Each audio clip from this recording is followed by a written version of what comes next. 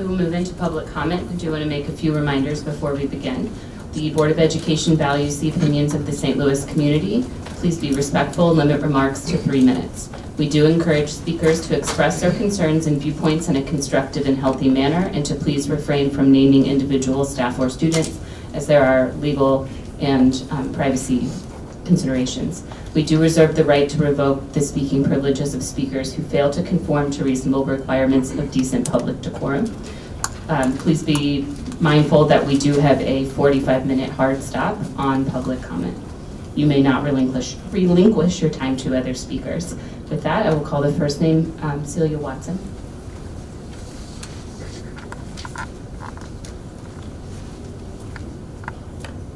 Hello, my name is Celia Watson and Hi, my name is Celia Watson and my daughter is a freshman at Collegiate. When my daughter had a recent hip surgery and was unable to regularly use stairs, she was given a table in the hall of the first floor with her work brought to her and was unable to attend many of her classes for 4 weeks. This only ended when I went public with her story, and another parent I did not know gave me the name of someone at the district who could help. What happened to my daughter was educational neglect. Other parents have shared similar experiences with me that occurred at Collegiate and elsewhere. While meeting with Dr. Adams, he shared that 22 of the district's 68 buildings have only first floor or basement level access. This means that thousands of SLPS kids are one injury or illness away from having the same unacceptable experience that we did. It is the district's responsibility to be accessible to students, parents, and visitors. The current plan seems to be that SLPS will deal with providing access to disabled people when they show up at the door. Obviously, at that point, it will be too late to provide accommodations. The right to an education is a civil right, and separate but equal treatment is not an acceptable alternative. ADA was passed into law 30 years ago, and having a third of our schools not fully accessible is not okay. I'm asking the board to commit to full accessibility for all SLPS schools and to provide a detailed timeline for getting there. Greg Westlow.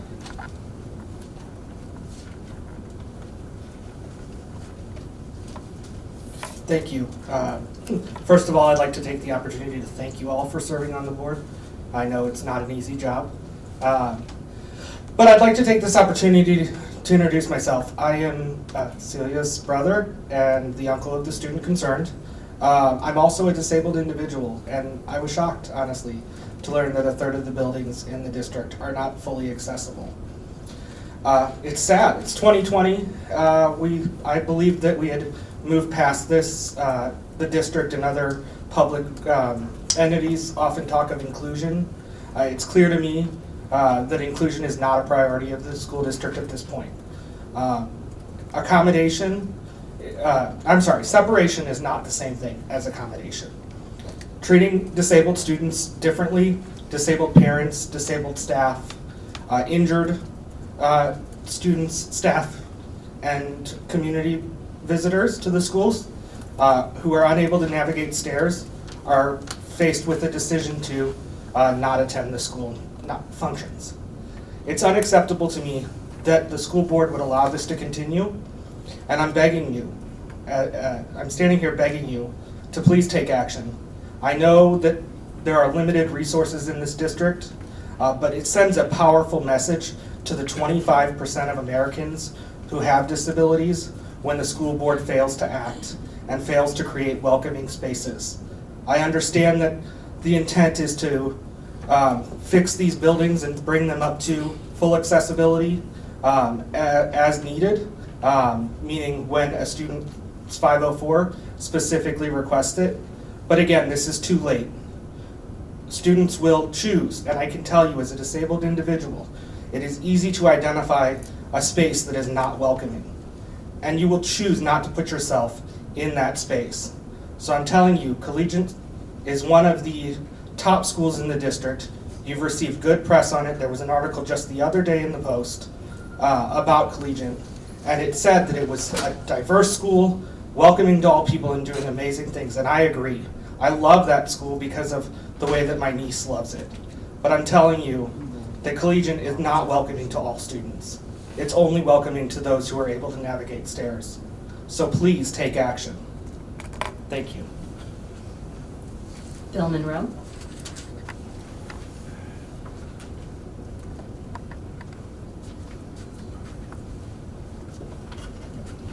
First, I'd like to thank all of the members of the elected board and for the work you do, and myself as having served on this board for 4 years, I know it's very, very labor intensive if you put your head to it. But I want to thank each one of you for serving the community. The other part, I heard speaking about this wasn't part of my comment, but when they talked about solar power, and I've investigated some solar power for the project that I'm involved with, and you don't have to install solar collectors on the roofs.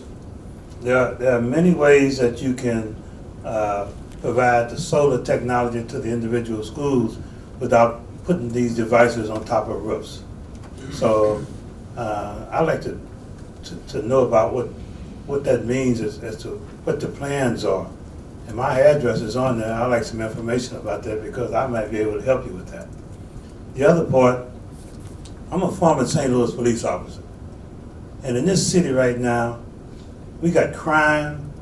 Our children are killing us. There's carjacking. There's chaos. There's poverty. And this board, this school district, you can make a change. I'm told that, and many of you that know me, I'm in pursuit of changing and saving the Beaumont High School campus from closing and opening Harriet Tubman Preparatory High School and Career Center. And there stands an opportunity in an area I'm told that is on Chief Hayden's rectangle, where they want to put militaristic solutions, extra cops, policemen from the state, DEA, and what have you. Here lies the solution for what's going on in our city. And we're about to close up schools and communities that need it real bad. And I plan on being in every one of these meetings if I can make it. But here lies an opportunity to really change and impact the St. Louis community and help our children. Like I said, our children are killing us, they're carjacking us, they're breaking into our homes, and they're all school-aged children. Here lies a solution, and we need to take it at heart and design programs and education, job training, skills that would take these children and make them whole. Thank you. Erman Evels McNeil.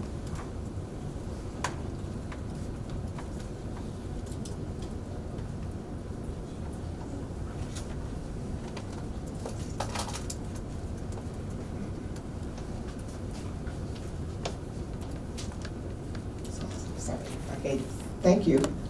I just left Jefferson City today with the Missouri Tide teachers. We've been lobbying for legislation, and I came across 2 bills about charter school. And so we already have existing charter school here in our school, our district. But now there's legislation out saying that they want to take money from the local funds. They already take it from the states. So I'm hoping that we are up on this because Missouri Tide teachers, we are. We have been lobbying our legislators because we are for active teachers also. But I'm here for retired teachers, and I have about the 13th check. I also lobbied there was a group of us from St. Louis, we lobbied. And so here's what I'm saying. I need to put my glasses on so I can read. Okay. The fiduciary duty of the Board of Trustees of the City of St. Louis Public School Retirement System is simply that of its members. A fiduciary is a person who holds a legal or ethical relationship of trust with the members of his funds. That person governs benefits by making and keeping them sound. This fund is for the sole benefit of its members and are to be are to be given and used by the members of the fund. Let me point out to you, the only benefits offered by our pension to the retired employees are medical, dental, and visual insurances.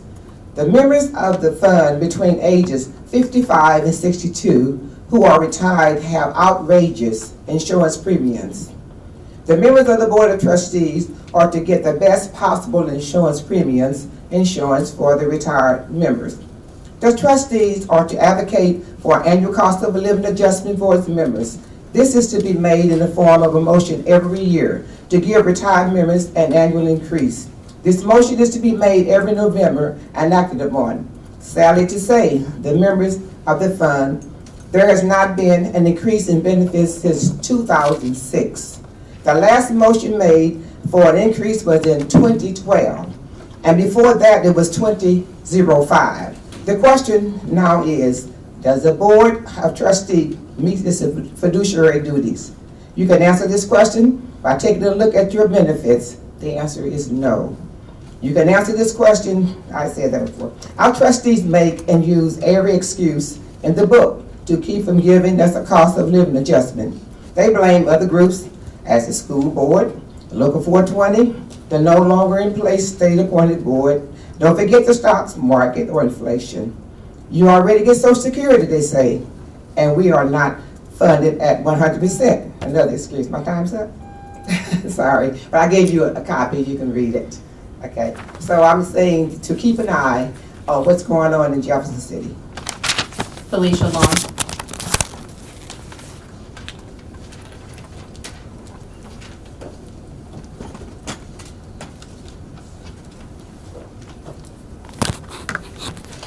Good evening. Thank you for serving on the board and the community. You already know my name is Felicia Long. I work for the district in the Human Resources Department as a generalist for the recruitment team of 3. I have been with the district since March 12th, 2012. I live in the city by choice. My family attends SLPS. That means my children and my grandchildren. And I choose SLPS. Thank you.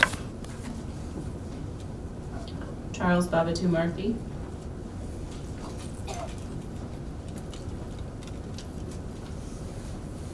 Good evening. Sorry I missed y'all last month, but I had to go to a workshop to get a few more skills for technology teaching our youngsters. So my spirit was here, and your spirit was with me. I wasn't even going to talk about charter schools, but keep coming up. I only got 2 things to say about charter schools. Charter schools are slave ships disguised as cruise ships, number 1. Think about that. Charter schools are the illegitimate offspring of the incestuous relationship between privatization and outsourcing. But I wasn't going to talk about that. What I really want to talk about is fractions and erasing. Just heard that 1/3 of our buildings are not accessible. Wow. The community vision workshops are talking about the number of students, number of schools per number of students. We also should be looking at the number of students per number of teachers. Because if we're going to do whatever we're going to do, that needs to stay intact. Don't pull that old trick where you, cut down on the buildings and then all of a sudden we got, 1,000 students per class. Right now, it's pretty decent, believe it or not. Now, I know it might sound crazy, but our students are going through a lot of trauma. They need that mental health assistance. Another fraction is the number of African Americans per acre. Think about that. Believe it or not, like I said, classes are smaller now, and we just need more and more people, adults, who care about children in those rooms. Now, something about these buildings, though. These urban school buildings are landmarks, and they're testaments to achievement. People have a lot of memories in them. And it's not just about the building, but it's about what they stand for and not being erased. That's a big deal. Getting erased is crazy. The question should be about the total number of people who can be accommodated and helped through a school, not just how many students. Because we have these properties and we have these acres that can be used. And like it's been said, they can be meeting places, childcare, healthcare, after-school programs, renewable energy acres. It's not just the roofs. It's all that land that can be helped. So I just want to realize that we can't allow ourselves to be pawns of white supremacy's efforts to erase the indigenous people of these neighborhoods. We are indelible, and we must raise the cry, Salus Populi, Suprema Lex Esto. The welfare of the people is the supreme law of the land. Lisa England?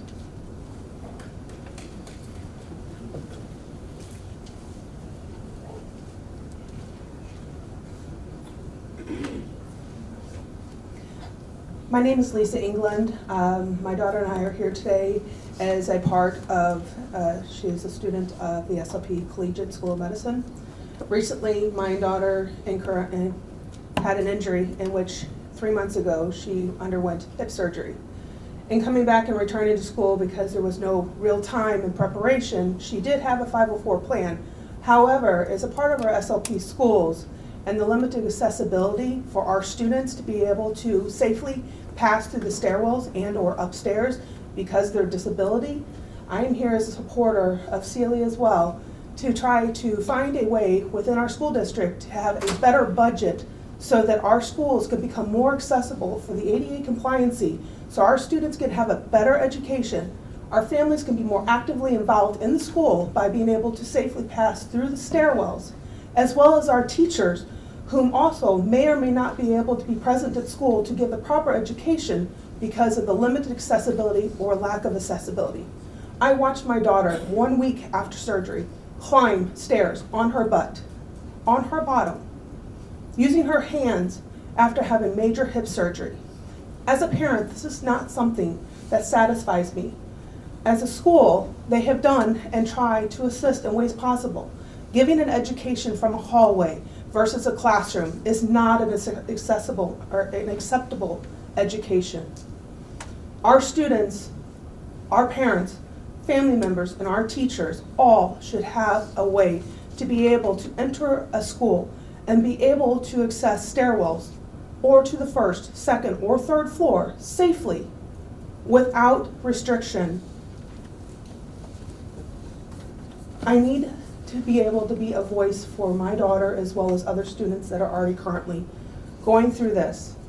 We need a better budget, a way to make our school systems more available and accessible for these students. It is important in our generation and the generations to come that we allow this. Disability isn't going to go away. It's only going to be there day to day. Thank you. Moving into the consent agenda, first of all, are there any items that the board would like to take separately? 28 items, so we'll take the new items separately as is our practice, but are there any others? Is there a motion to approve the consent agenda? Please include your, the numbers of the items in your motion.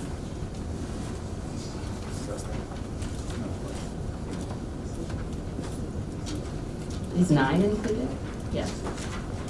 Would you like to take that separately? No.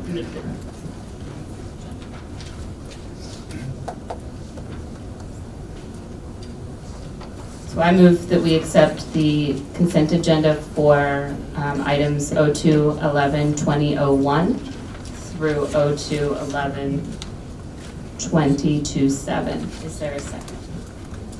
Second. Any questions or discussion on these items? Ms. Lewis? Mrs. Jones? Yes.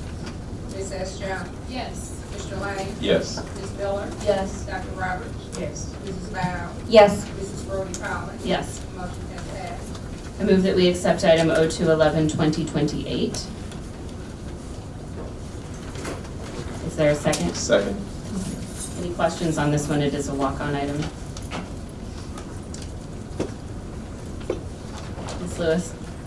Ms. D. Jones? Yes. Ms. S. Jones? Yes. Mr. Lang? Yes. Ms. Miller? Yes. Dr. Roberts? Yes. Mrs. Powell? Yes. Mrs. Brody Collins? Yes? The motion has passed. So moving into reports of the board, Dr. Roberts, your resolution is first.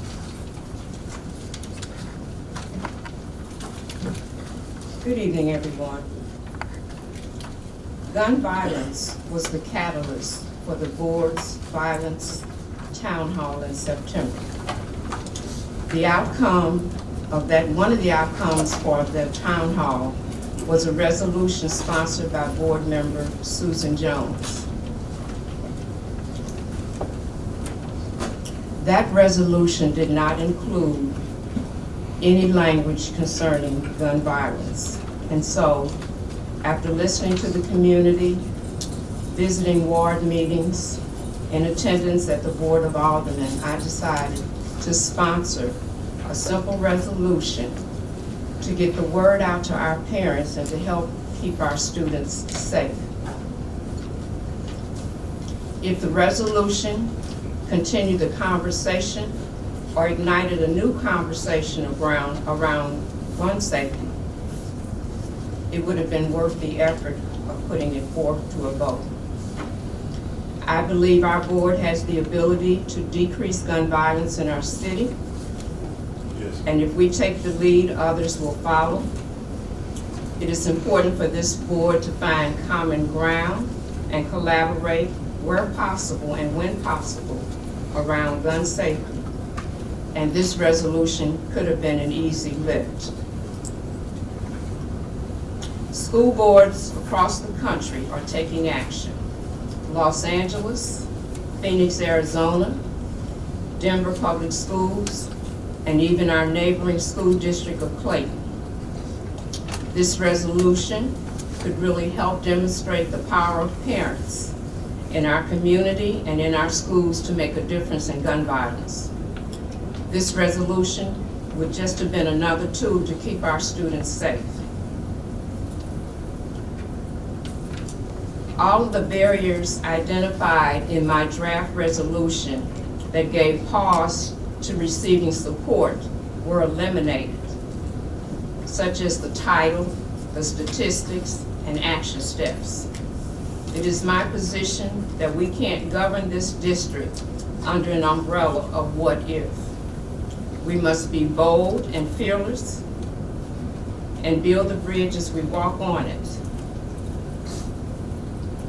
And so, it wasn't until today that I learned that our board members are comfortable with the resolution that we adopted on November the 12th, 2019, that does not include any language regarding gun safety. And based on that, I will withdraw the resolution at this time. There are questions or comments for Dr. Roberts? So I have a comment. I'm very proud of the fact that we passed a resolution last year after we had the community meeting regarding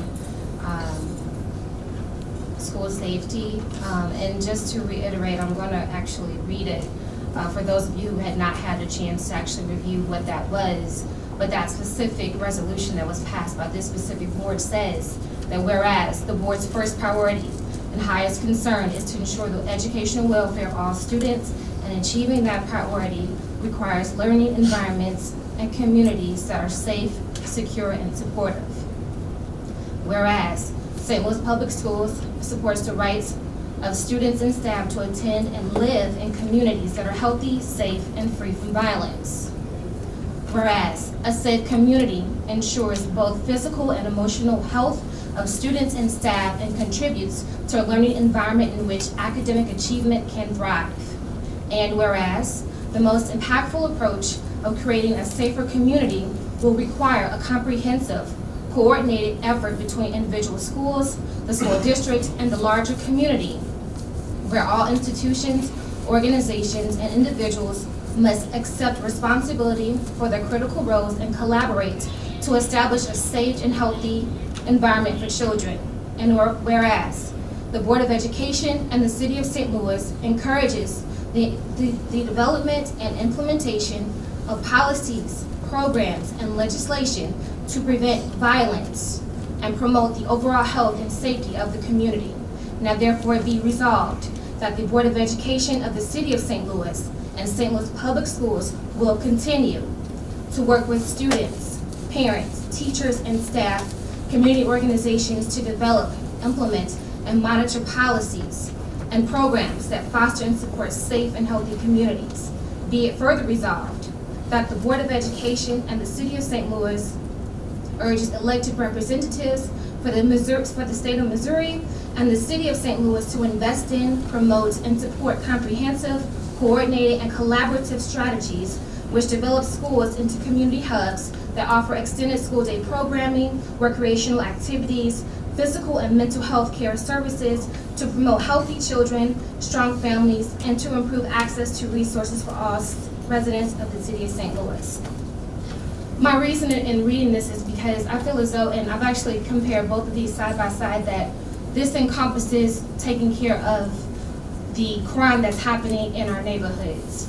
And on top of that, if we're all in the right spirit of ensuring that crime is something that we are serious about handling, I feel as though a good measure for this will be to, and actually from this specific resolution will be to move forward in having some type of series that Dr. Adams or this district could agree to, whereas we educate this community about, so perhaps on how to store a gun. So maybe on our social media platform, we will have something that runs monthly that says, okay, for this month, because we care deeply about this community and in response to what's happening in this community, here's a short video on how to store a gun. And maybe the next video that we produce would be something around that's going to help this community as a result of this specific resolution put forth. And so I think that this is important because it not only helps to save the district money, but we can also reach a broader audience and be able to really and truly gauge who's looking at that content and do our job as elected officials and individuals who are working to do what's in the best interest of all students in this city.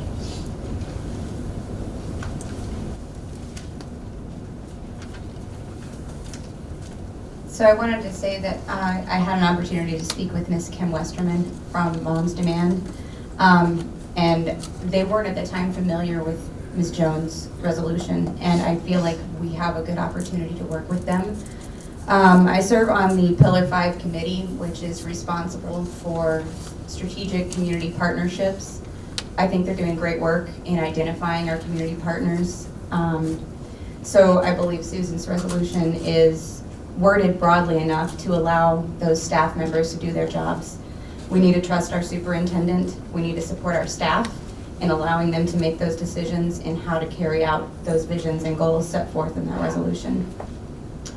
We need to avoid the micromanagement and the pitfalls of previous boards and protect the status of elected governance that we've all worked very, very hard to achieve.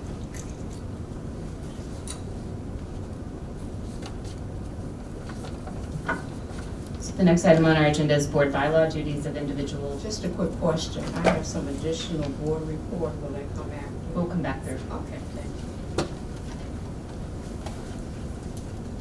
thank you. So I first moved to repeal board policy P8220.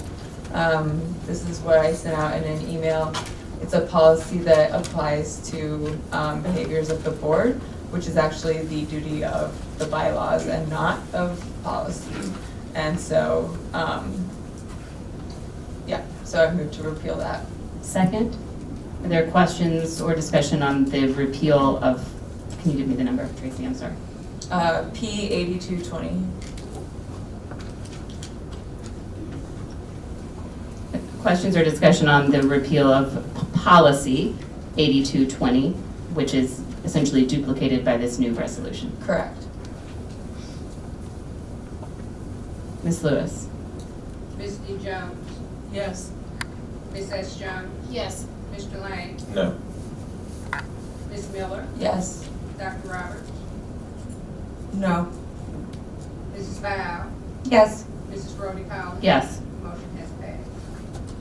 All right, So because this motion passed, I move to amend Board Bylaw 9270 as was proposed in the draft presented at the January 28, 2020 work session and is included in your board book for tonight's meeting. Second.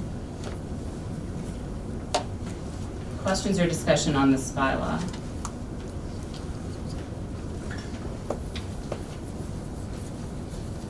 Ms. Lewis? Ms. D. Jones, Yes. Ms. S. Jones, Yes. Mr. Lane, No. Ms. Miller, Yes. Dr. Roberts, No. Mrs. Val, Yes. Mrs. Brody Collins. Yes. The motion is passed. So, unless there's opposition, I'd like to move into these professional development opportunities request for approval, and then we'll come back through for board member report. Is there any opposition to that? Okay, so as we discussed at length at our work session, there are a number of items that the individual board members have requested to attend for professional development. The first of those is the Council of Great City Schools 2020 Annual Policy Legislative Conference, of which Dr. Roberts is the board's representative on that council. So I move that we approve Dr. Roberts' attendance and expenses for the conference, Council of Great City Schools 2020 Annual Policy Legislative Conference. Is there a second? Second. Questions or discussion? Ms. Lewis? Ms. D. Jones, Yes. Ms. S. Jones, Yes. Mr. Lane, Yes. Ms. Miller, Yes. Dr. Roberts. That's up to you. I'll pass. Dr. Roberts, I didn't hear you. Do I need to vote for myself? Is the question. You can, but you don't have to. Okay, I'll abstain. Mrs. Val, Yes. Mrs. Brody Collins. Yes. The motion passed. The next item is the Missouri School Boards Association Spring Regional Meeting that is held within the metropolitan area. This request has currently been submitted by Ms. Fowle and Dr. Roberts, but if it is approved, it would be the intent that any other board member that wants to attend would be able to do so as well.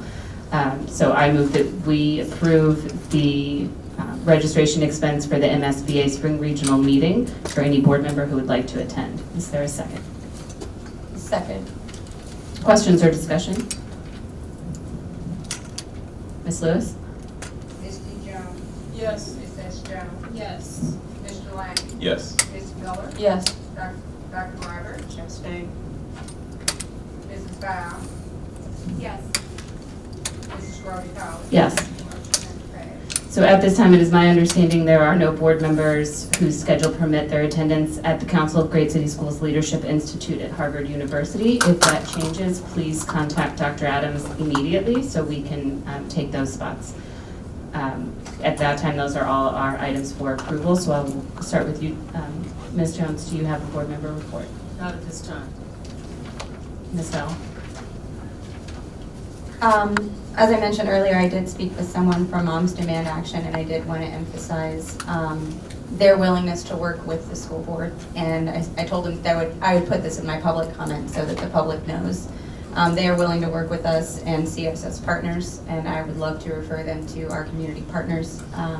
Spoke with Dr. Adams as well, and I feel like that is something that they can, most likely will handle. Additionally, Dr. Roberts and myself attended the Missouri School Boards Association Legislative Summit yesterday in Jefferson City. We got up at like 5 a.m., I think, and each drove there. So we spoke with many of our legislators specifically about bills surrounding, as some of you have mentioned, charter schools and property taxes. There's also another bill going through regarding educational savings accounts, or ESAs. Those bill numbers are 1733 and 1664. St. Louis Public Schools, in our November meeting, had approved our legislative agenda to oppose both of those concepts. So I encourage anyone on the board or in the audience tonight to contact your reps. 1664 has passed out of committee and will be heard on the floor. So whoever your state representative is, if you stand with St. Louis Public Schools, I urge you to ask them to stand with us as well. Lastly, the MSBA Board of Directors met January 16th through 18th for their annual retreat. I was in attendance at that, and there should be some new initiatives and interesting things coming out around the annual conference, and some more legislative action and revised mission statements and such. And I will keep you guys apprised as that gets closer. Dr. Roberts. As Ms. Vile indicated, I was also in attendance yesterday in Jeff City. There are a number of hot bills. It's important that you, the community, show up and interface with our legislators and reps. There are some who champion public education, and there are others who do not, but they have a listening ear, and I have invited them to come to St. Louis and visit so that they can see the impact of their decisions. The Council of Great City Schools has announced 2020 Bernard Harris Math Science Scholarships to Dr. Adams, and so I'll give you the contact information for that. I'd like to publicly recognize 3 St. Louis Public Schools young men. I had the privilege to walk with them on Martin Luther King Day. They are students who are in attendance, both 10th graders at Carnahan and an 8th grader from Compton Drew, under the watchful eyes of their coach. The People's Community Action Group is sponsoring a spring college tour to HBCUs from March 16th to the 20th. And that only requires a 2.5 and 80% attendance at no cost. And I have a contact number, Dr. Adams, for you to follow up with. As a way for me to onboard myself, in addition to MSBA's training, one of the things that we discussed as a board was to attend other school board meetings, and I've done that. I've been in attendance at 5 other school board meetings. I'm only going to talk about 3 of those this evening. One, in Jennings, they have a great working relationship and partnership with businesses where their students can earn $25 an hour and more, and I'm hoping, Dr. Adams, that we have an opportunity to interface with the superintendent in Jennings. In Maplewood, Richmond Heights, they empower teachers to create curriculum, elective courses, come up with a budget, and one of the examples of the elective course was History of Maplewood. And so I'm excited about the possibilities here in the district for our teachers to be creative and to develop coursework around sustainability, solar power, things that they can use as they move into the workforce.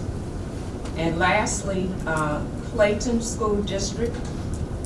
We've talked about adding a student representative to this Board of Education. They've actually done that, and I'm hoping that we can move forward. We did all of the preliminary paperwork for it, but we haven't actually put it into practice.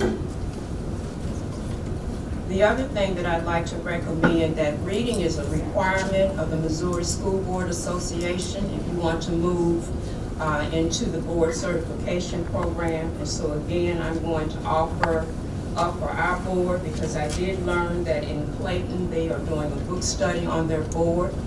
There are also book studies going on in the school district. The curriculum office is doing one.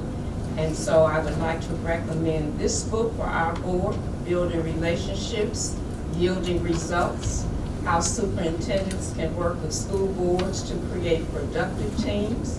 And the author is Julie L. Hackett, and yes, it is on the recommended list. I also attended the first Ed Talk presentation. It was sponsored by the St. Louis Public Schools Foundation. 2 models of innovation were highlighted. Collegiate Academy, and we've heard about that today, and the Consortium Partnership Network. The interesting thing about the Consortium Partnership Network, it was put in place by the SAB, and so they have some flexibility as I'm learning, and so they have opted in some way to eliminate the number of assessments that they give students. And I'm hoping that that can be shared across the district, because we do have a lot of testing that we put on teachers and kids and buildings. Additionally, there was a first meeting detailing the partnership between St. Louis Public Schools and UMSL. They're putting together a full certification program for our current employees, and we'll have some homegrown teachers. And lastly, Census 2020 is critical not only to the country but to the school district. Funding is based on the 2020 census, and so Dr. Adams, do we have a plan in place to make sure that we get everybody counted? We do have a point person who is coordinating with them at this point in time. Yes, ma'am. Okay. And in conclusion, I have completed all the requirements for master level board certification, and I plan to pick up my button and certificate at the MBA and SBA retreat.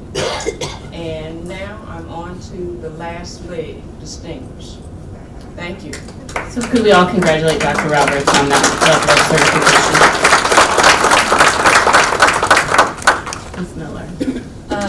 My only report is that I am attending a professional development opportunity that I am not asking the board to approve funds for. It's a certificate in education finance through Georgetown University. I will be attending in June. I can pass along that information, but the goal is to gain practical skills for managing budgets, skills for passing policies that will support budgeting and finance, and other practical ways to deploy those strategies with the community involvement. And so I can send that information along if anyone is interested. Sure. So this Saturday, I'll be hosting a community education work session at Tuck Artista between 8 and 11 a.m. This meeting is to discuss, plan, strategize, and organize solutions for the rotation of meetings that I fully support that the district is doing around school closures. It's important to me that before community members attend this rotation of meetings, that they are educated about the different issues, factors, and processes that lead to the final decision. As a member of this Board of Education, it's my goal to ensure that members of the community walk in equipped with effective strategies and innovative solutions that serve in the best interest of our students to better streamline these meetings. Thank you. Mr. Lane.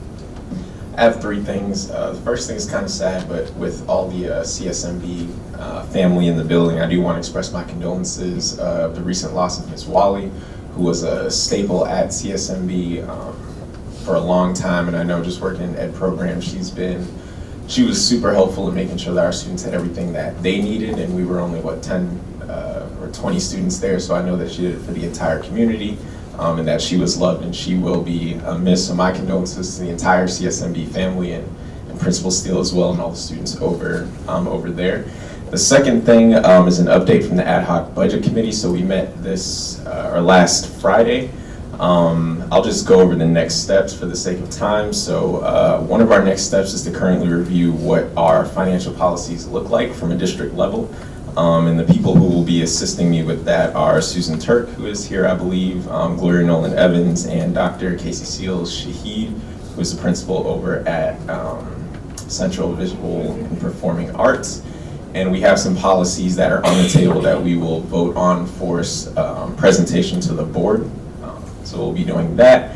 We also did discuss a data dashboard, and the district is in negotiations right now and doing the work to have a data dashboard available.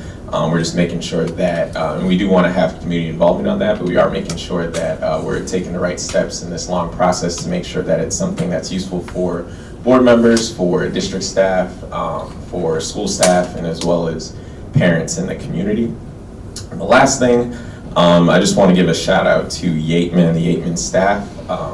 I had the opportunity to attend the 6th annual Rejuvenation Rally, something I attended previously in the past too, but it was great. So it was a way to re-energize the students at Yateman. I felt welcomed by the staff there. I got to meet Dr. Mitchell, who is the interim principal, there now. So I want to give a shout out to Yateman, all the schools that attended. CSMB was one of the schools that attended as well to represent their school, and a bunch of other schools. I think Rashawn was there, I think Roosevelt was there.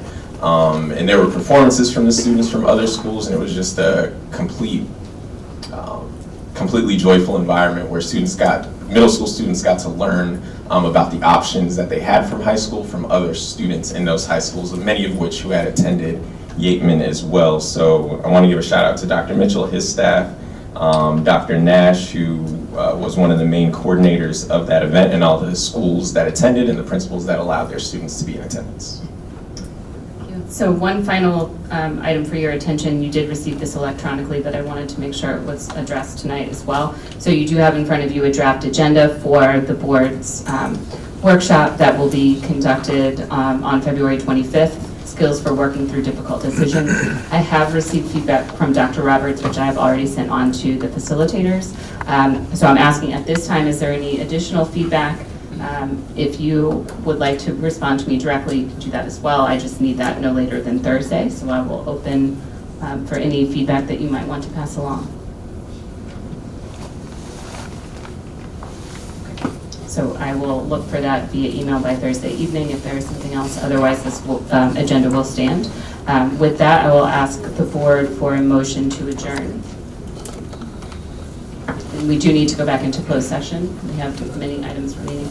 I move that pursuant to statute 610.021, we move back into closed session and adjourn our open session. Second? Ms. Lewis? Ms. Donna Jones? Yes. Ms. S. Jones? Yes. Ms. Lane? Yes. Ms. Miller? Yes. Dr. Roberts? Mrs. Bow? Yes. Mrs. Rhoda Collins? Yes. We are adjourned.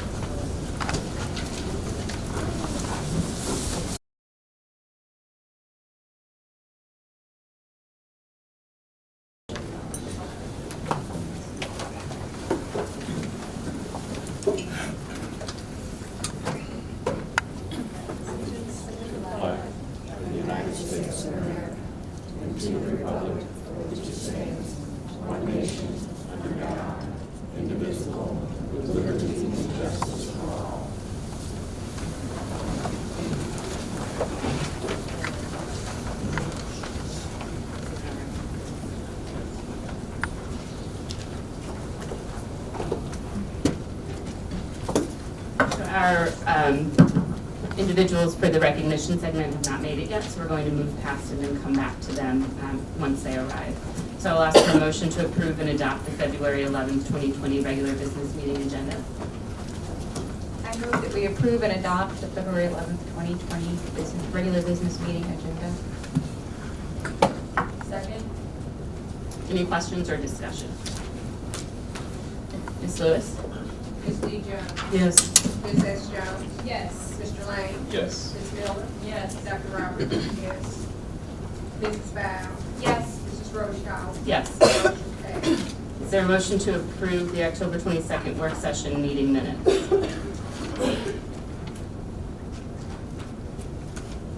I move that we approve the October 22nd, 2019 work session minutes. Second. Questions or discussion? Ms. Lewis? Ms. D. Jones? Yes. Ms. S. Jones? Abstain. Mr. Lane? Yes. Ms. Miller? Yes. Dr. Roberts? Abstain. Mrs. Bow? Yes. Mrs. Rhoda Collins? Yes. Motion has passed. Is there a motion to approve the November 12th, 2019 regular business meeting minutes? I move that we approve the November 12th, 2019 regular business meeting minutes. Second? Questions or discussion? Ms. Lewis? Ms. D. Jones? Yes. Ms. S. Jones? Yes. Mr. Lane? Yes. Ms. Miller? Yes. Dr. Roberts? Yes. Mrs. Bow? Yes. Mrs. Rhoda Collins? Yes. Motion has passed.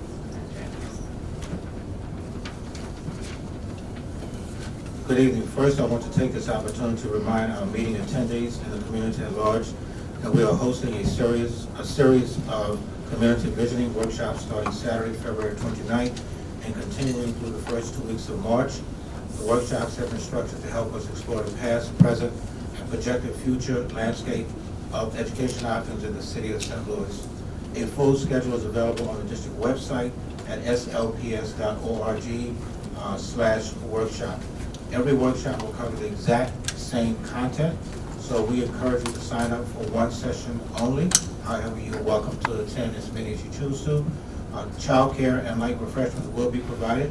Again, this is at slps.org/workshop for more information and to register.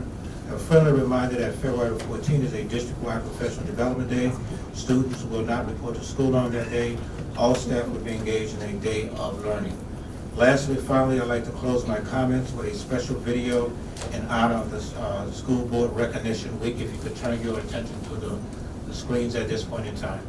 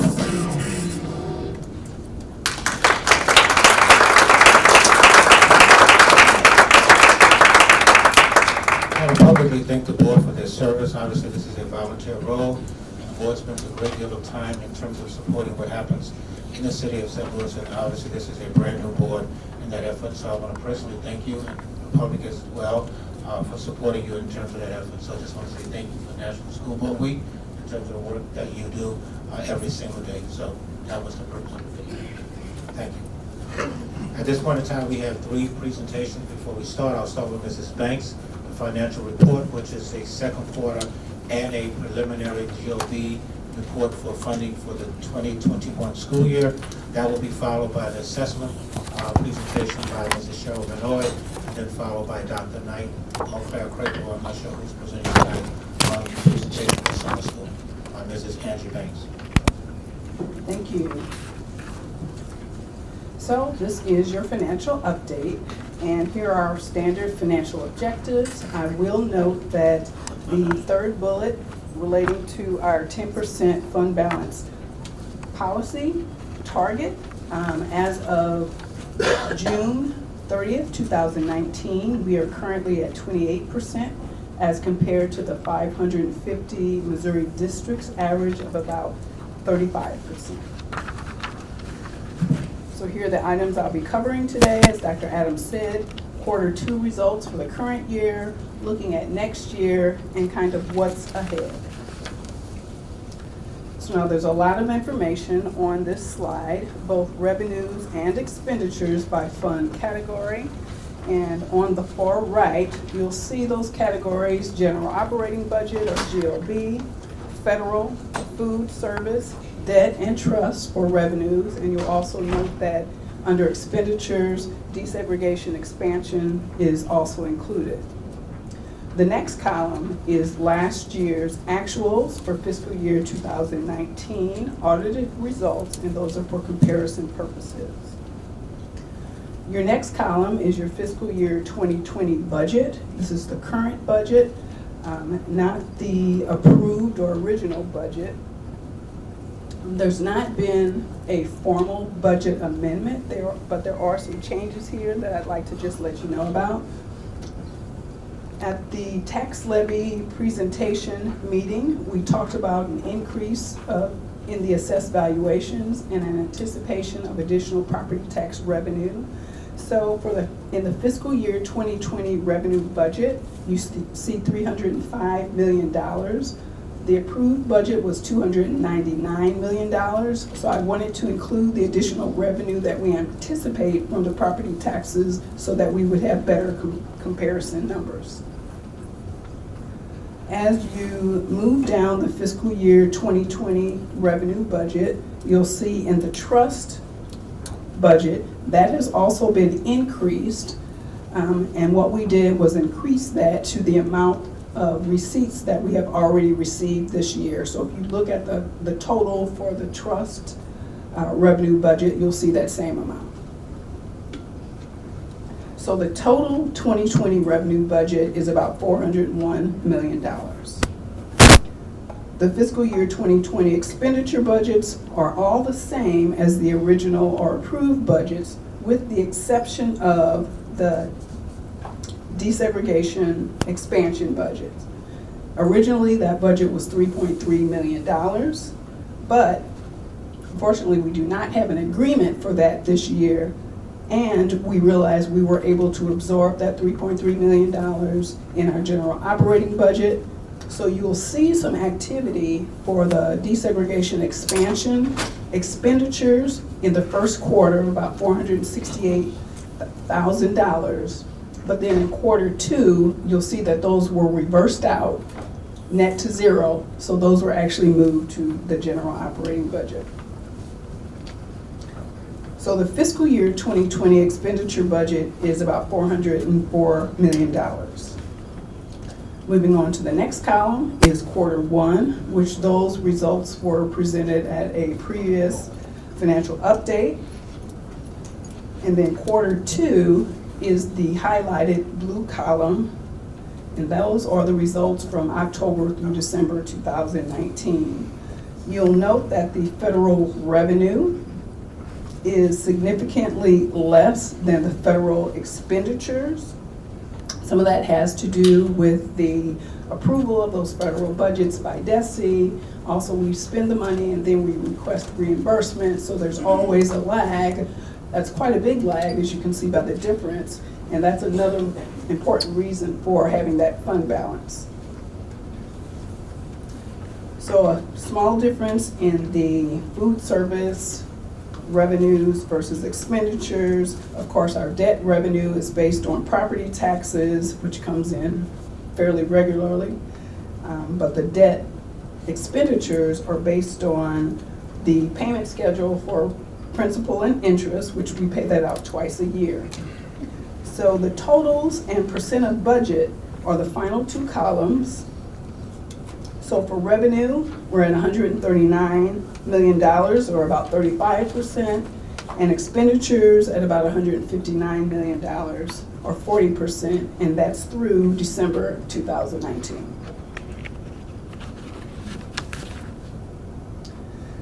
So we have a little bit more of a breakdown in our general operating budget. You'll note that we have both the original and current budgets shown on this slide. The expenditure and revenues original budgets were both $299 million. And we just kind of talked about why we have increased the GOB current budget to $305 million because of the increased assessed valuations. And you'll note that with the categories in revenue, we've got local, county, state, and revenue. You'll see that all $6 million of the increase in the GOB revenue budget is in the local category, because that's where our property taxes are. And those come in most heavily in December, which you'll see in quarter two, and in January, which you'll see in the next financial update. So although the expenditure, original and current budget totals are the same of $299 million, you'll see that there are differences in the categories. So Those changes occur whenever budget transfers are made by the schools or departments. And you can see that there's a big shift into capital outlay, with most of the funds coming out of salaries and purchase services. Again, the overall totals and percentage of budget on the final two columns. So for GOB, our revenue is $115 million, or 38%, and expenditures $131 million, or 44%, through December of 2019. So moving on to our basic GOB revenue assumptions for next year, fiscal year 2021. We don't see significant changes, just a $3 million reduction overall, $1 million to local revenue, and that's primarily due to not including any building sales in the budget for next year. We're really assuming that our assessed valuations will be flat. Of course, we won't know that until we receive those numbers from the city in September when we set the tax rate.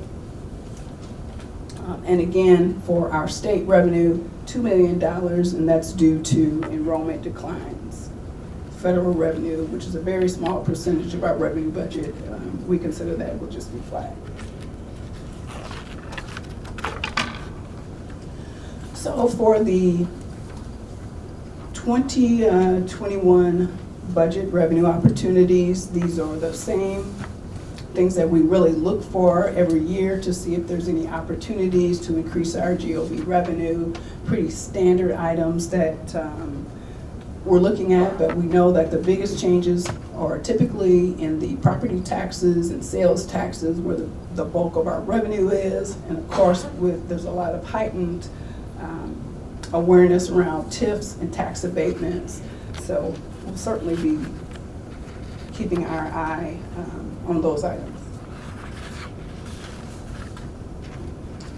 So here is our preliminary district budget, revenue budget for next year by fund category, and we do have comparisons to the current year original and current budgets. So there's an overall decrease of $11.4 million. So we've already discussed GOB, a $3 million reduction, anticipating a DSEG agreement for next year, so $3.3 million in that category, which is an offset from the capital fund. So really, we were very conservative with our federal projection, $6.3 million reduction. Of course, we know that our comprehensive and SIG funds will be lower next year. There's no carryover funds included in this projection, and with it being an election year, that can always create a little bit of uncertainty, so we were just fairly conservative. We'll certainly sharpen our pencils when we get to our proposed budget.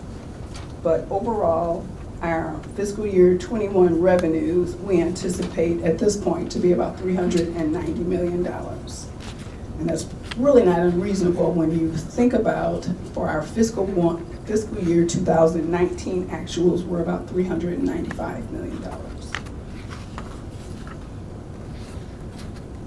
So looking out kind of what's ahead, these are some of the same types of challenges or things that we look at each year, really with the exception of some proposed legislation that we're really keeping our eye on that could be detrimental for the district, including some proposed charter funding and property tax legislation. Of course, we've already talked about a potential fiscal year 21 bond issue and our need to address our outstanding structural and academic inefficiencies, which really leads us into our kind of what's next. These are our preliminary steps, which Dr. Adams has already spoken to, our community visioning sessions. Here I've included the dates, times, and locations as well. They'll be posted on the website and in other places by our communications team.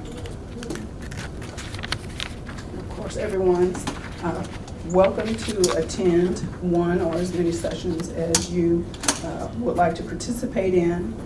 And after those sessions, certainly Dr. Adams will be making his recommendations to the board, after which there will be some additional public listening sessions, and we would be proposing a budget ultimately in June and seeking approval.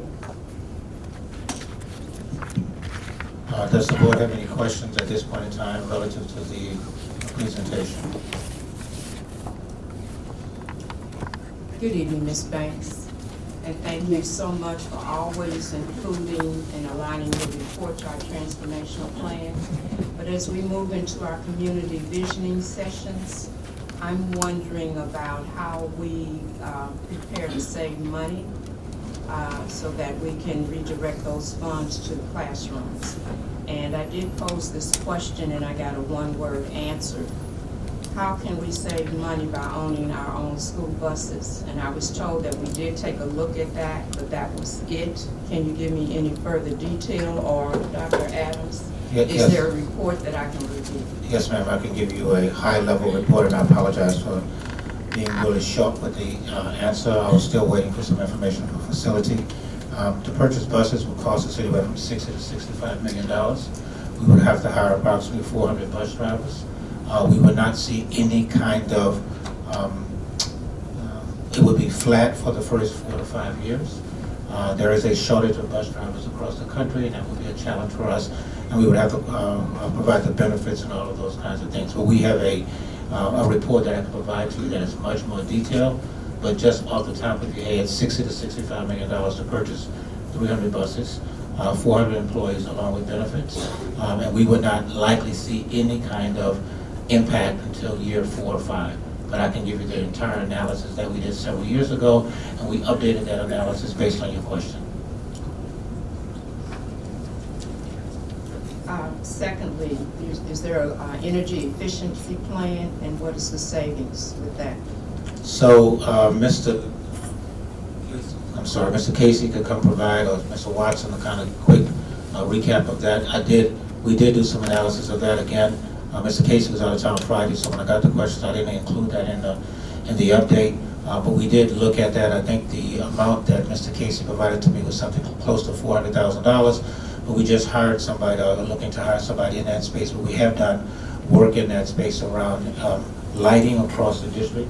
We are also working with an entity right now that's looking to change all of the lighting in the district such that we can save dollars on that as well. But overall, just from the lighting component, about $400,000 is what we're looking at right now. And Mr. Casey, if I misstated anything, you can provide some clarity, but I think that's consistent with what the report I got from him, and I can provide you with that paragraph that I received as well. It's just that the timing of when the question came and Mr. Casey's availability wasn't consistent. Well, it wasn't consistent.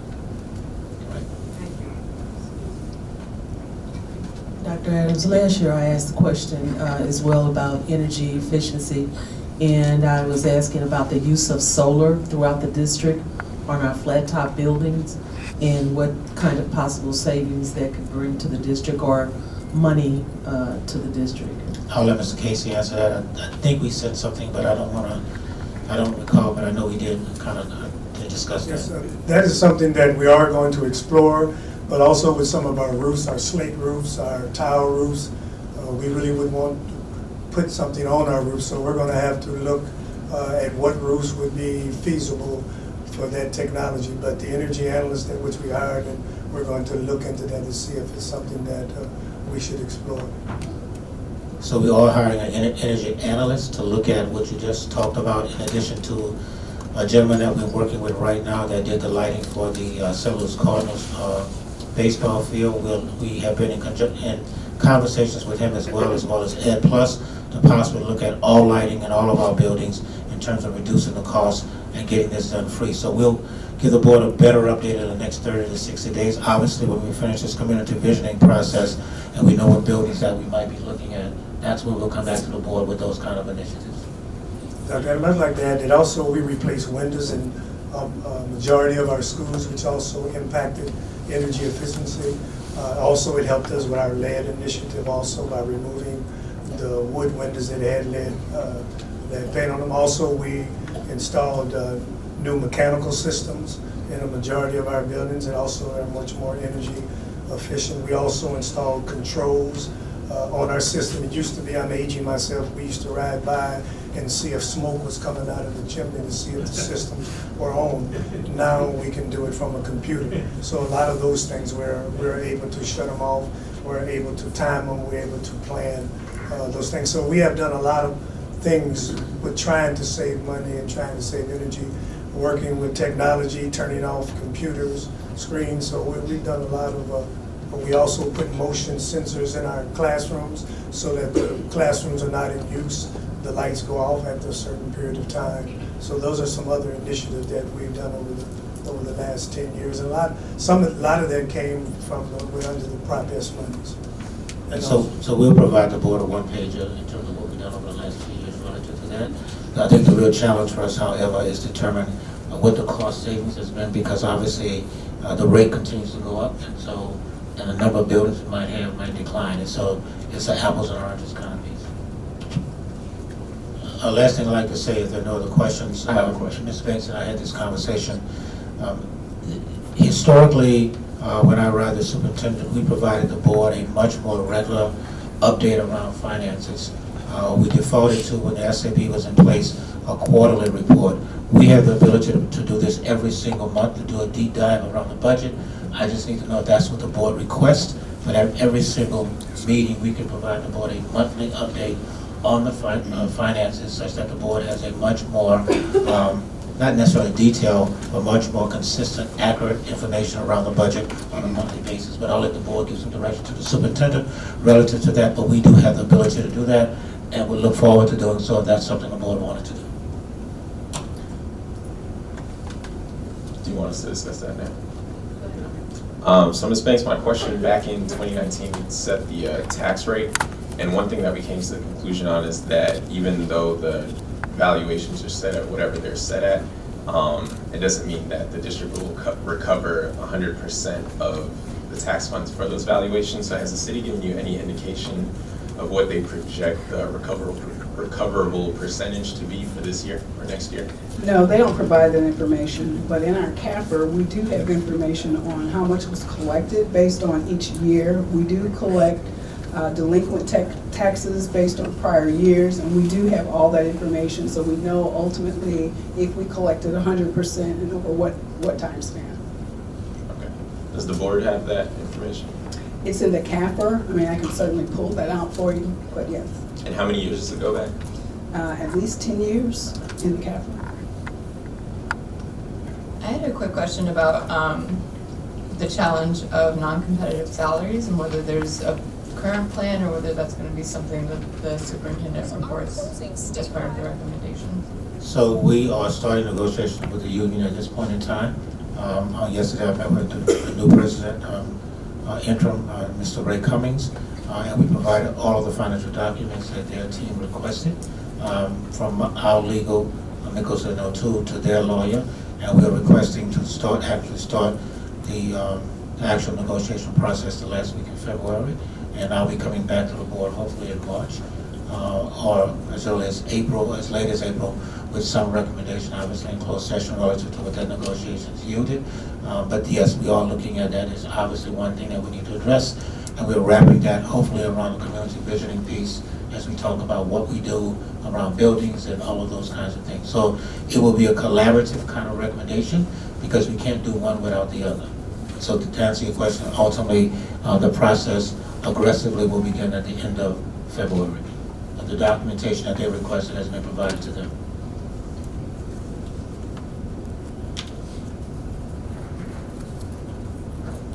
I think that's it. Thank you, Ms. Banks. At this point in time, the second presentation, Mrs. Vanoy, around assessments.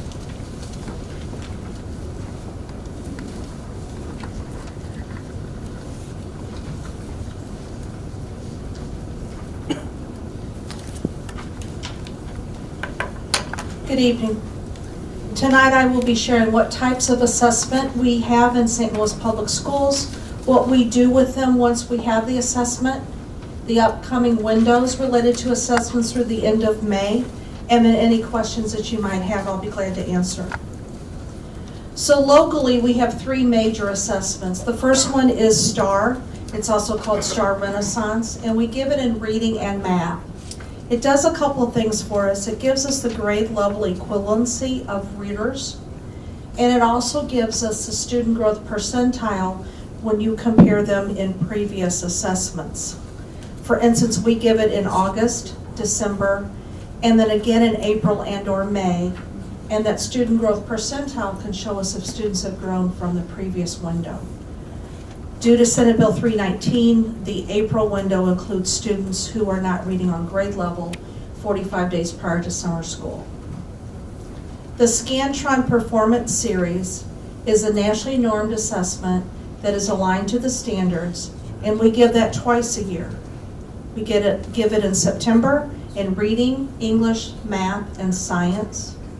And then we give it again in February and/or March to determine if students have grown on the standards report. The last one that we give locally is a Scantron Achievement Series, which is locally created by our curriculum coordinators. We give it multiple times during the year. It's aligned to the curriculum and it's aligned to the pacing guide. So depending on when the assessment is given, the curriculum coordinators and building principals and academic team can determine if students have learned what they needed to learn in the standard and possibly reassess after reteaching. We also give the ACT to every 11th grade student. That used to be an assessment that the department would pay for, but they quit paying for that 3 years ago, and we have continued that practice because the ACT does help us on the MSIP 5 accreditation categories. Those students who are in IB courses at Metro also take the IB assessment, which is also part of MSIP. And all students in all courses that are in advanced placement also do an assessment at the end of the year, typically the second week of May. And as I indicated, all of these are aligned to the MSIP expectations. From a state level, we're currently in the WIDA or Access window where we are assessing our English as second language students. We will be giving the ELA and math to all 3rd through 8th graders and the science to all 5th and 8th graders. For the high school, we give that in 4 courses: Algebra 1, English 2, Biology, and Government. So students that are ready to take the assessment are exposed to the end of course assessments. All of these are typically in April and May. And again, these are also aligned to the local MSIP accreditation along with the Every Student Succeeds Act with ESSA. This is a snapshot of our upcoming assessment windows, showing you the actual weeks when we will be giving each assessment. As I indicated, we're giving the WIDA right now. It ended the last week of January. You will see some optional CFAs in January and February, and then we start with the pre-EOCs in the 4 content areas that I talked about. There's a pre-assessment to determine if students are ready to be successful in the real end of course. We're going to give Scantron Performance Series 2, which aligns to what they received in September to see if they grew, along with ACT on one day in March. You can see the STAR assessments and then the actual EOCs in the 4 courses, along with Math ELA, Algebra EOC, and Math ELA should also be on there. I apologize, it's not on there. And then we have 4 days at the end of April, beginning of May for makeup. So students that miss their individual assessment window, we can get them in the makeup, typically the first week of May. So I'll answer any questions you may have. I have a couple questions. Could you share about, so you mentioned the pre-EOC, could you share what types of interventions take place between the pre-EOC and the EOC for students who may not be ready? So I'll probably need help with the academic team, but I'll start with what we do with assessment. We give the pre-EOC to determine if the students are ready, and we look at 3 different things. We look at what their score was on the pre-EOC, We look at what their score was on the Scantron Performance 1 and Performance 2 series, and then we also look at the grade in the course. We also look at attendance, but it's not as much heavily weighted as the results of the actual assessments. Dr. Knight, you want to come help me with the other piece? So in between, we give intermittent assessments. That's anywhere from 6 to 8 weeks. And the teachers use that to determine, what other skills they need to continue to work on. So we do have those intermittents built into the calendar.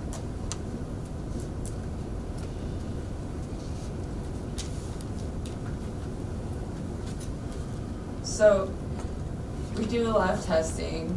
I'm wondering exactly how we monitor how these assessments are being used by teachers, and what kind of sort of accountability for the schools is going on to make sure that we're using them in a way that's serving students. Sure. So with the 3 that are listed on the screen right now, the local ones, we always look at participation rate.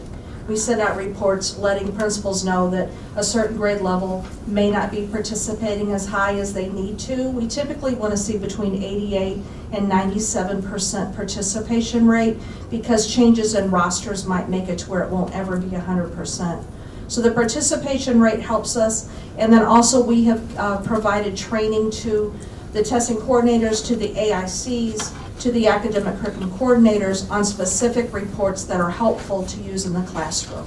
Dr. Knight, you want to add more to that? Is there a standard format or a way that's, you said you have a recommendation, but is there a specific format that these results are used in that's going to be directly impacting classrooms? So we share that at the training, and then it's the responsibility of the network superintendents and building leaders to follow that recommendation.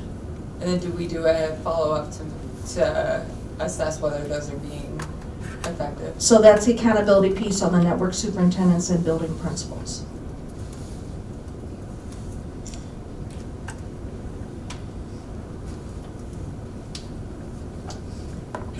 With the ACT testing, I have 2 questions. I know some years ago it was a mandate or required that every student in the state take the ACT at least once, but then there was some discrepancy about who would pay for that after that kind of fizzled out.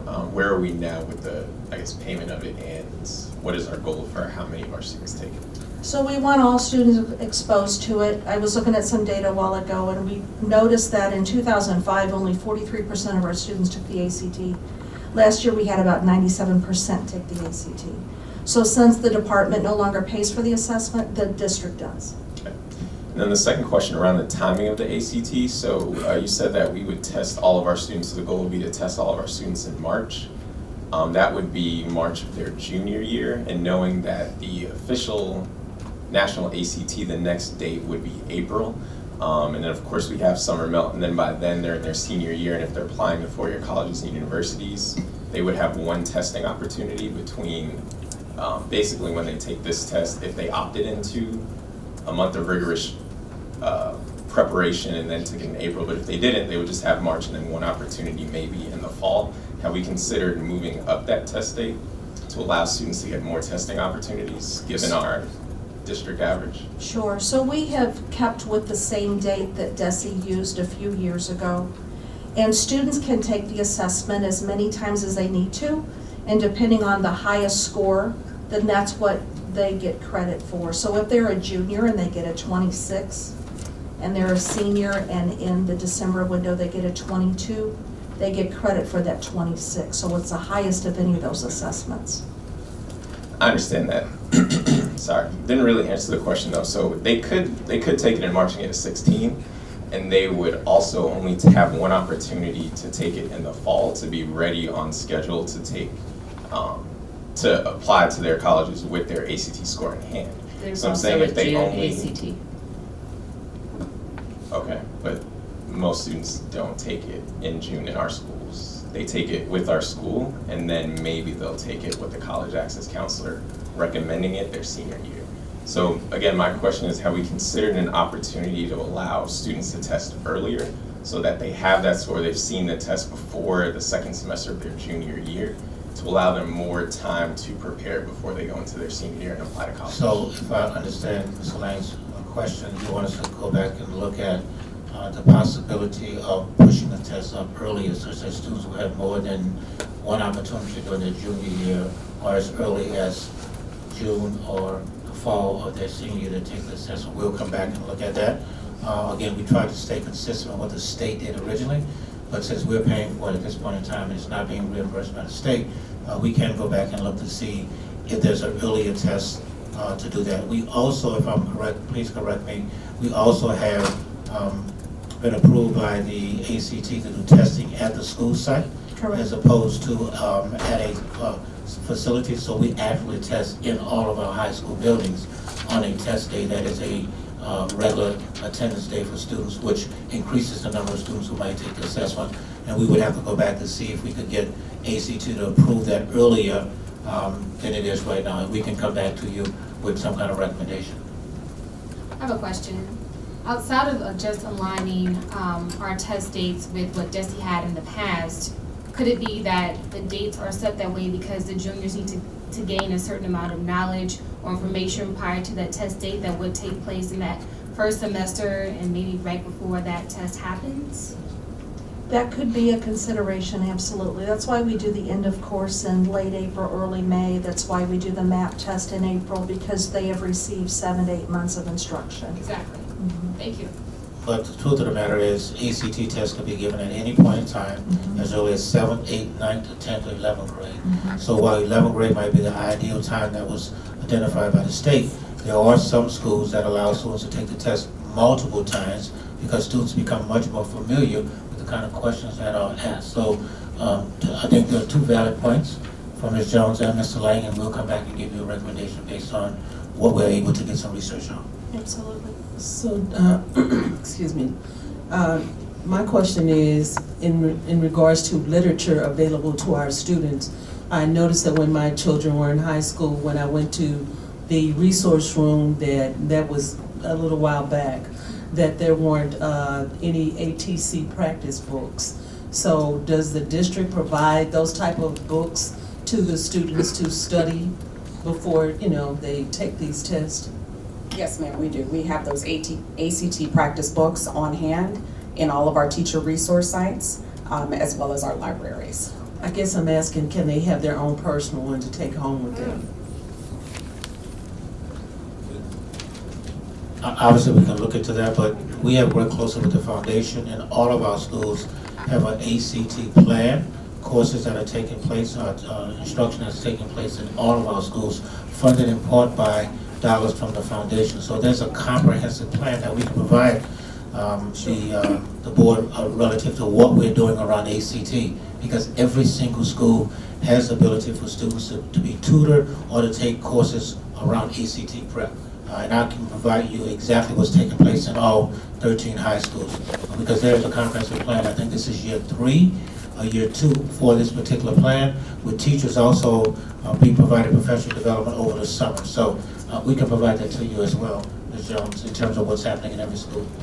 But there is a detailed plan relative to the ACT and us trying to get students better prepared for the ACT, which quite frankly includes getting teachers better prepared to teach the courses. So I'm not going to say yes or no to a book, because I want to provide you with that information first and then come back to let you know what we are doing and see what the gaps might be.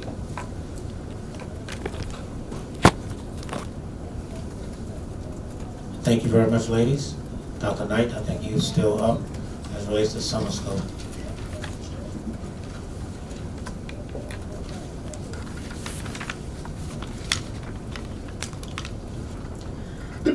So the purpose of tonight is to give you an overview. With summer school, we give 2 presentations. Just before summer school starts to talk about planning as well as the overview, and then we come back late summer, early fall, and we give you the closeout presentation.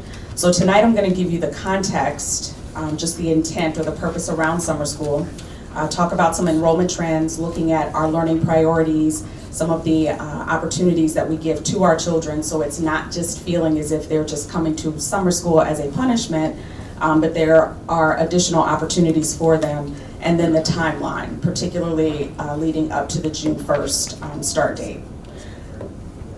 So some key areas here is the intent is to reduce summer loss. We talk a lot about what happens to our children at the end of summer school between July 1st and the August start date. Offering interventions for our children, especially those kids who've been identified through Senate Bill 319. Opportunity enrichment programs as it relates to the arts, with Springboard, Boy Scouts, chess, project-based learning, credit recovery for our high school students, and then ensuring that we are meeting the requirements around extended school year, or better known as ESY, for our kids. So the enrollment trends, you'll notice this takes it all the way back to 2014, looking at the district enrollment and then the summer enrollment. And you will note in 2017 to 2018, just really want to highlight that there was a much more concerted effort around ensuring that we have multiple ways for our families to enroll for summer school. However, when you look at 2019, in terms of the enrollment from 6,000 to 5,100, what we found is that last year, you may recall we had some snow days that we had to make up. So there wasn't that gap of time between the last day of school and then the start of summer school. So we were cutting it really close.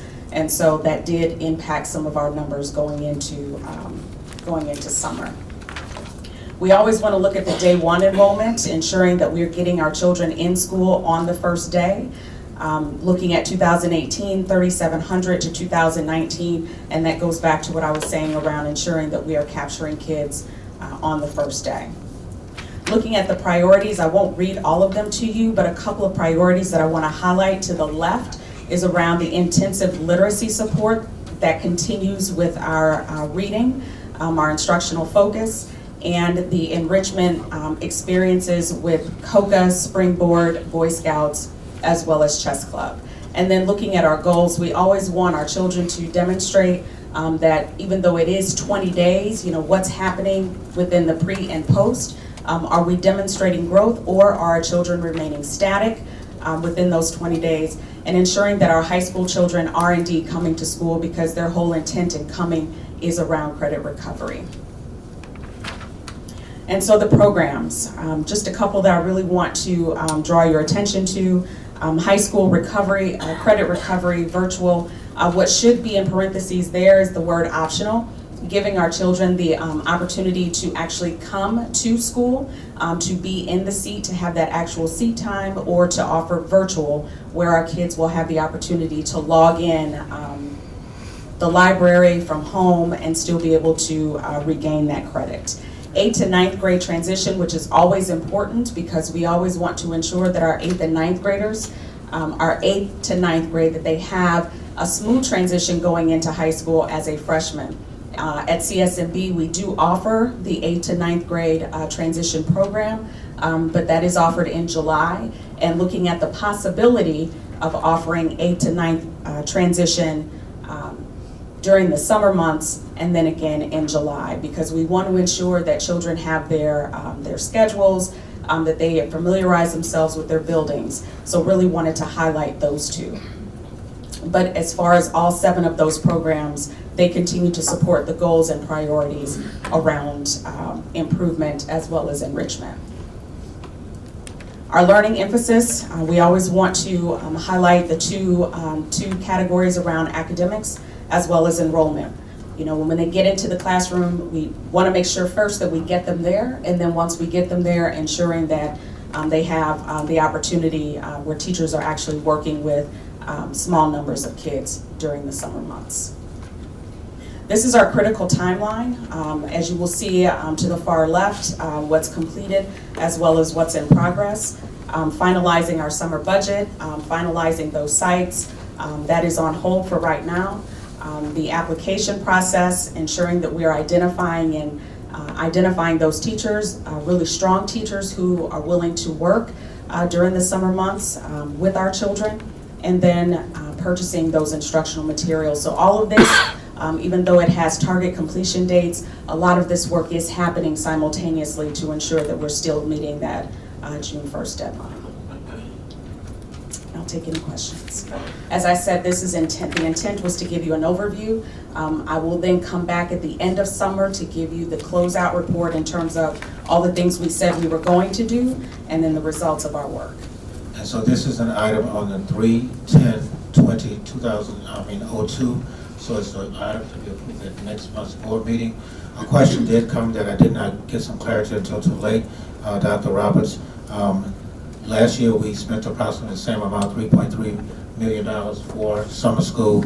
We were reimbursed by the state at the tune of about $1.9 million for attendance and transportation costs. So there's about a 2/3 reimbursement from the state on summer school, to give you that context. It wasn't in the responses because I didn't have the information at that time.